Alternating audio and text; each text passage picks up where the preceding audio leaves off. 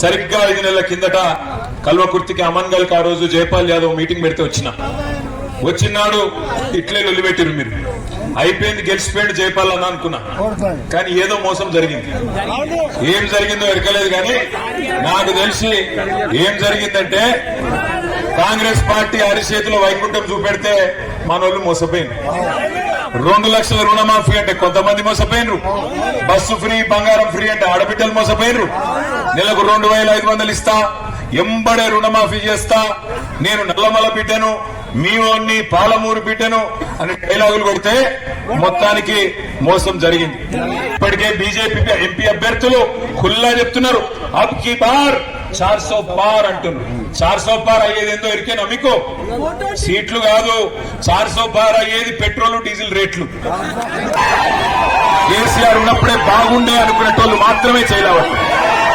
ఏం మాట లేదు, పక్కానా 100% ఈ మాట. లేకపోతే మొన్న మోసం జరిగినట్టు జరుగుతుందా మళ్ళీ? ఈసారి జరగదా? రైట్, అయితే ఒకసారి మీకు మంచి ఉపాయం చెప్తా. కేసీఆర్ గారి ప్రభుత్వం పోయింది, అయ్యో మేము మా ఎమ్మెల్యే ఓడిపోతాడేమో కానీ కేసీఆర్ ముఖ్యమంత్రికి ఉంటాడు అనుకున్నారు కదా మీరు. అట్లయితుందా? ఎమ్మెల్యే ఓడిపోతే కేసీఆర్ ఎట్లా ముఖ్యమంత్రి అవుతాడు? అందుకే మీకు బెస్ట్ ఉపాయం చెప్తా. మీకు బెస్ట్ ఉపాయం చెప్తావు. ఉపాయం ఏంటంటే మీరు ఎవ్వరితో కొట్లాడే అవసరం లేదు, ఎవరితో పంచాయతీ పెట్టుకునే అక్కర్లేదు, ఎవరితో లొల్లి పెట్టుకునే అక్కర్లేదు. మీరు చేయవలసిందల్లా ఒకటి, నాగర్ కర్నూలుతో పాటు మాకు ఒక 10-12 ఎంపీ సీట్లు గెలిపించేయండి. 6 నెలల్లో తిరిగి కేసీఆర్ మళ్ళీ తిరిగి రాష్ట్ర రాజకీయాన్ని శాసించే పరిస్థితి వస్తుంది. గుంపు మేస్త్రి ఇంటికి పోయే పరిస్థితి వస్తుంది. ఇది పక్క. మీరు ఎక్కువ తక్కువ ఆగం కాకుర్రి. కల్వకుర్తోళ్ళు అయ్యో కరెంటు లేకపోయా, కేసీఆర్ లేకపోయాని పరిశాన్ కాకుర్రి, అయ్యో రైతు బంధు వడకపోయాని ఆగం కాకుర్రి, అయ్యో 4000 పెన్షన్ ఏమైనా ఆగం కాకుర్రి. మీరు చేయవలసిందల్లా ఒకటే, 13 మే నాడు బయటికి రండి. పొద్దున 7 నుంచి 9 మధ్యలో, సాయంత్రం 4 నుంచి 6 గంటల మధ్యలో మంచి చల్లని పూట బయటకు వచ్చి ప్రవీణ్ అన్న గారి కారు గుర్తుకు బ్రహ్మాండమైన హక్కులో ఓట్లేసి గెలిపించి పార్లమెంట్ కు పంపండి. సరిగ్గా 5 నెలల కిందట కల్వకుర్తికి అమన్గల్ ఆ రోజు జైపాల్ యాదవ్ మీటింగ్ పెడితే వచ్చినాడు ఇట్లే లొల్లిపెట్టిరు మీరు.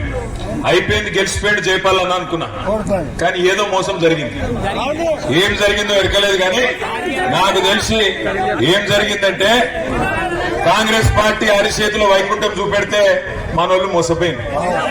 2 లక్షల రుణమాఫీ అంటే కొంతమంది మోసపోయినరు, బస్సు ఫ్రీ, బంగారం ఫ్రీ అంటే ఆడబిడ్డలు మోసపోయినరు, నెలకు 2500 ఇస్తా, ఎంబడే రుణమాఫీ చేస్తా, నేను నల్లమల బిడ్డను, మీ ఓన్ని పాలమూరు బిడ్డను అని డైలాగులు కొడితే మొత్తానికి మోసం జరిగింది. ఇప్పటికే బీజేపీ ఎంపీ అభ్యర్థులు ఖుల్లా చెప్తున్నారు, అబ్ కీ బార్ 400 పార్ అంటున్నారు. 400 పార్ అయ్యేది ఏందో ఎరికేనా మీకు? సీట్లు కాదు, 400 పార్ అయ్యేది పెట్రోల్ డీజిల్ రేట్లు. కేసీఆర్ ఉన్నప్పుడే బాగుండే అనుకునేటోళ్ళు మాత్రమే చేయలేవచ్చు. ఏం మాట లేదు, పక్కానా 100% ఈ మాట. లేకపోతే మొన్న మోసం జరిగినట్టు జరుగుతుందా మళ్ళీ? ఈసారి జరగదా? రైట్, అయితే ఒకసారి మీకు మంచి ఉపాయం చెప్తా. కేసీఆర్ గారి ప్రభుత్వం పోయింది, అయ్యో మేము మా ఎమ్మెల్యే ఓడిపోతాడేమో కానీ కేసీఆర్ ముఖ్యమంత్రికి ఉంటాడు అనుకున్నారు కదా మీరు. అట్లయితుందా? ఎమ్మెల్యే ఓడిపోతే కేసీఆర్ ఎట్లా ముఖ్యమంత్రి అవుతాడు? అందుకే మీకు బెస్ట్ ఉపాయం చెప్తావు. ఉపాయం ఏంటంటే మీరు ఎవ్వరితో కొట్లాడే అవసరం లేదు, ఎవరితో పంచాయతీ పెట్టుకునే అక్కర్లేదు, ఎవరితో లొల్లి పెట్టుకునే అక్కర్లేదు. మీరు చేయవలసిందల్లా ఒకటి, నాగర్ కర్నూలుతో పాటు మాకు ఒక 10-12 ఎంపీ సీట్లు గెలిపించేయండి. 6 నెలల్లో తిరిగి కేసీఆర్ మళ్ళీ తిరిగి రాష్ట్ర రాజకీయాన్ని శాసించే పరిస్థితి వస్తుంది. గుంపు మేస్త్రి ఇంటికి పోయే పరిస్థితి వస్తుంది. ఇది పక్క. మీరు ఎక్కువ తక్కువ ఆగం కాకుర్రి. కల్వకుర్తోళ్ళు అయ్యో కరెంటు లేకపోయా, కేసీఆర్ లేకపోయాని పరిశాన్ కాకుర్రి, అయ్యో రైతు బంధు వడకపోయాని ఆగం కాకుర్రి, అయ్యో 4000 పెన్షన్ ఏమైనా ఆగం కాకుర్రి. మీరు చేయవలసిందల్లా ఒకటే, 13 మే నాడు బయటికి రండి. పొద్దున 7 నుంచి 9 మధ్యలో, సాయంత్రం 4 నుంచి 6 గంటల మధ్యలో మంచి చల్లని పూట బయటకు వచ్చి ప్రవీణ్ అన్న గారి కారు గుర్తుకు బ్రహ్మాండమైన హక్కులో ఓట్లేసి గెలిపించి పార్లమెంట్ కు పంపండి.